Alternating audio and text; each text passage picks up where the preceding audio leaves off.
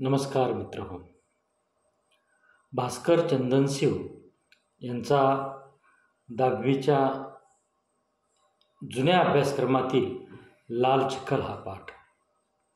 लाल चिखल पाठ हा माझ्यासुद्धा जीवनाशी अत्यंत जवळचा.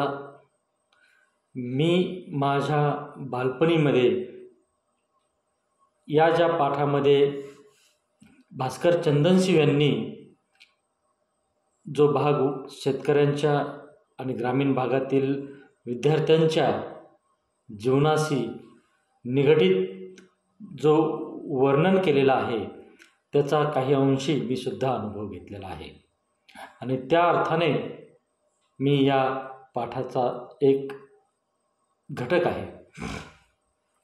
तर ज्यावेळेस आपण बाजारपेठेमध्ये शेतकरी शेतमाल विकायला आणत असतात आणि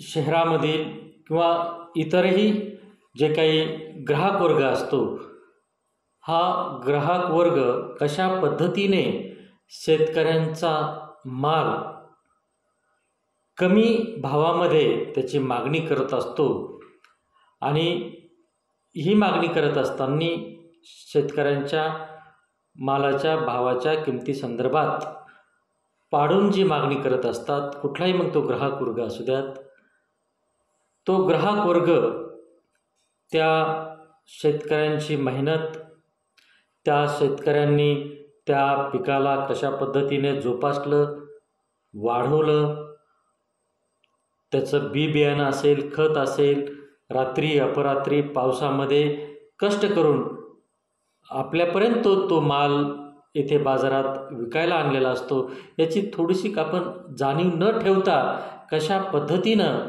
हा ग्राहक वर्ग शेतकऱ्याच्या मालाची कुठल्याही प्रकारची पर्वा न करता भाव करून अगदी पाडून तोडून मोडून त्या मालाची मागणी करत असतात. याचा अत्यंत वास्तव चित्रण, हृदयाला एकदम स्पर्श करणारं असं चित्रण भास्कर चंदनशिव यांनी लाल चिखल या पाठातून आपल्या समोर मांडण्याचा प्रयत्न केलेला आहे.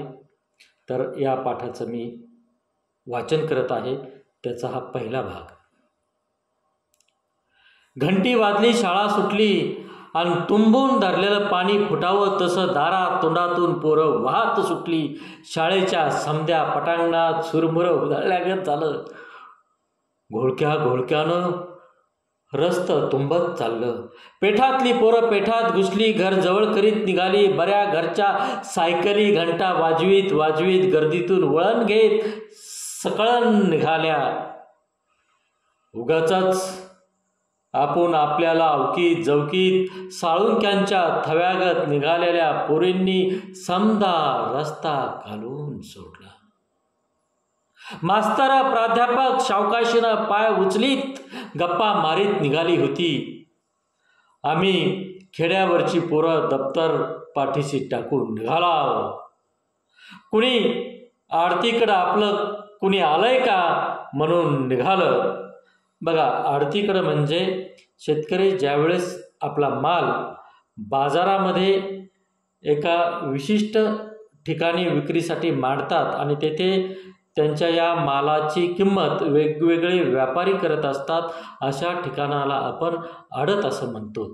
आणि मग ही जी मुलं आहेत, आपलं देखील कुणी त्या आडतीकडे आलंय का हे बघण्यासाठी निघालेले असतात.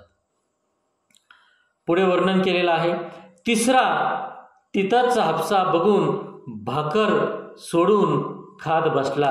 पालवामधली जी काही भाकर असते ती त्या एका मुलाने तिथेच हापसा बघितला आणि भाकर खायला लागला.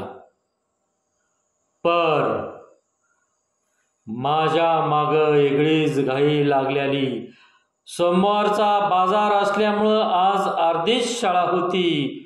बाजार गावची माणसं टकुऱ्यावर काहीतरी वजी घेऊन धावत होती. शेळ्या, कोंबड्या, बैल, माळवं, डाळी दुळी इकरी टिकरीला जमल तसं आणलं जात होतं.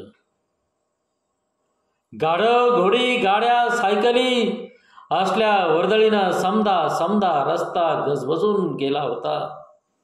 बाया बापड्या काचक बोचक घेऊन धावत पळत होत्या. बोलता बोलता सवयीनं रस्ता धरून हलत होत्या. बाजार कालवा वाढत होता आणि पुरागत माणसं तालुक्याकडे धावत होती. बघा किती छान वर्णन केलं आहे. बाजार कालवा वाढत होता आणि पुरागत माणसं तालुक्याकडे धावत होती. माणसांचं लोंढ बघत निरखित म्याबी घाईनं बाजार तळाकडे निघालो होतो. उरात दम भरला होता. आज लईच उशीर झाल्यामुळं काळजात भ्या दाटत होतं.